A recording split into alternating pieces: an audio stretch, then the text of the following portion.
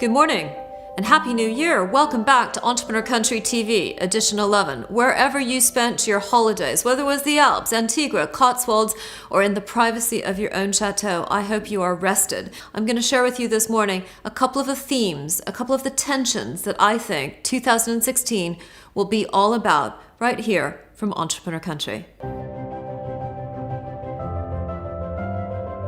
Now, you saw before the holidays that the Saudi women have achieved the right to vote, but we all know that they're still subjected to not even second-class citizen status. In so many respects, are not even treated with basic human rights.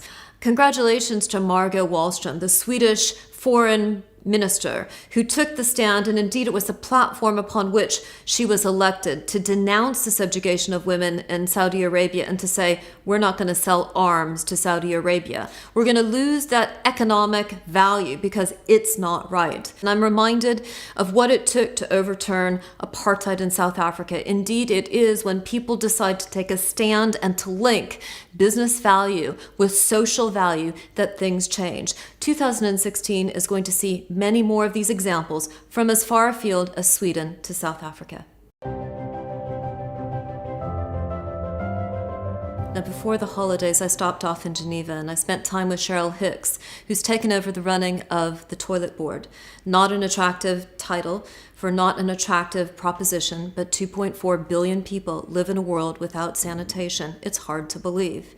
And what organizations like Unilever and Kimberly-Clark, who support the toilet board, are doing is deciding that there is a business model, that those 2.4 billion people should have economic value, that there's a market there, and the best way is to treat them with dignity and to make them economic actors so that actually they can buy toilet paper, so that they can buy shampoo, but more importantly, that there's a collective action to build an investment cycle into lifting them out of Maslow's pyramid in order to make them long-term economic actors where there can be a return made with and through them. Christmas for so many people is about retail, and we've got a very special guest for you this morning. Dan Wagner of Power Technologies, a company built in 2007 that has gone on to become a very serious player in shopping tech. Dan will be telling you about the seismic and transformational deal that he did with China UnionPay, akin to the development of Apple Pay by a privately held British company, which is going to bring hundreds of millions of people capability to buy online and offline from a smartphone. Well done to Dan as he tells you about his deal, his company, his vision, and his journey. I was very frustrated with the what I call the 4 pages of hell. Which is the checkout flow that you have to endure on a desktop PC when you want to buy an item. There's a lot of attrition in that flow. On average, it's 68%. It's very high. On a mobile device, it's much worse. A mobile device has attrition of 97% because trying to fill in 300-400 keystrokes of data into a form using a keyboard pops up on a screen is very, very difficult. And as people are moving more and more to their smartphone as the first port of call, it seemed to me that we had to solve the problem. So Power is a set of solutions designed to help retailers trade with their customers in an ever-increasing sort of omni-channel or multi-channel world. And we've created 3 products to do it. One, which is again another e-commerce platform infrastructure called Power Web.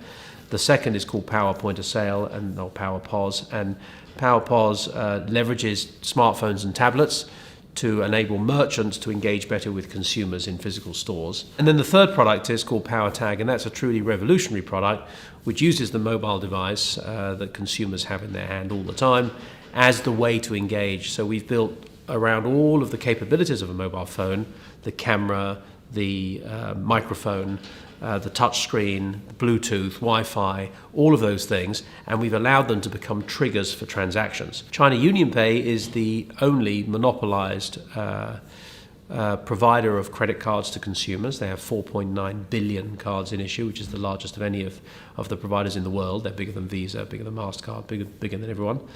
And they also are the only provider of merchant services to allow merchants to take credit cards. So if you're a merchant and you want to take credit cards from consumers, you go to UnionPay. And if you're a consumer and you want to get a credit card, you go to UnionPay. So what's happened is that we've done a deal via a joint venture in China, which you have to do if you're a foreign company, with UnionPay, a 10-year agreement to provide the infrastructure, PowerTag, to consumers and to merchants. So they're going to be pushing out what's known as PowerTag UnionPay to the merchant base to allow them to use this technology to engage. And they're pushing out the technology as an app to their consumer base of 4.9 billion cardholders to use PowerTag UnionPay to engage with those merchants. The Chinese aren't stupid.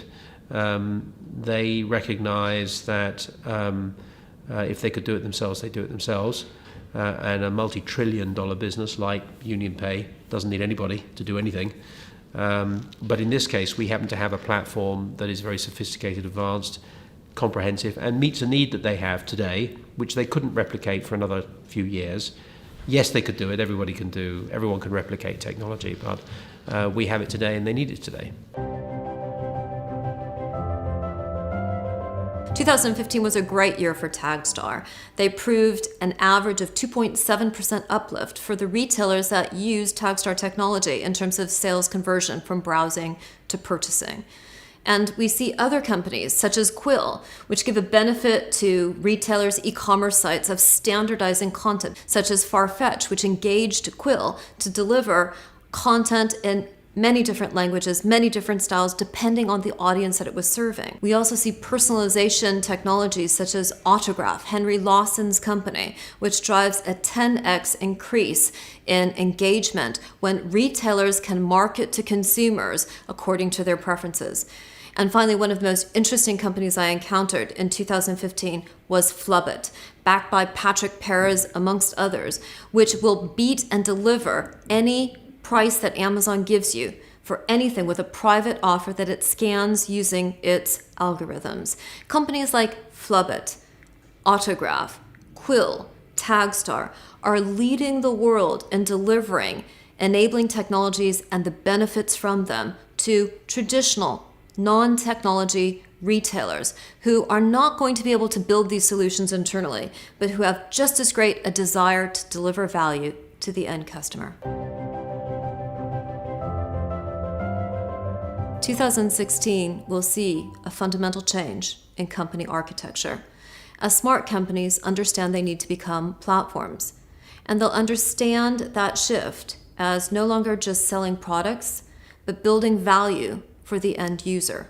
And they will understand that to have the position in the industry that they want to be a leader in the future, they have to actually organize a set of economics for the ecosystem, but that will force them into looking at unit economics, the delivery of one product to one user in a specific environment. How do the economics work of that transaction? We call that unit economics. And we know in Entrepreneur Country that you have to look at those unit economics in order to get to the macro stage and to be in a position to lead in the future. The macro follows the micro. There's power in looking at how entrepreneurs, startups, developers are redefining economics in transactions, whatever sector they're in, and scaling that only when you've iterated around the product market fit there. This year in ECTV, we're going to continue to bring you case studies, tools, templates, anecdotes about who's winning and why. But we're going to increase our coverage to interviewing leading business people about how they're actually delivering value and building their future in the digital world.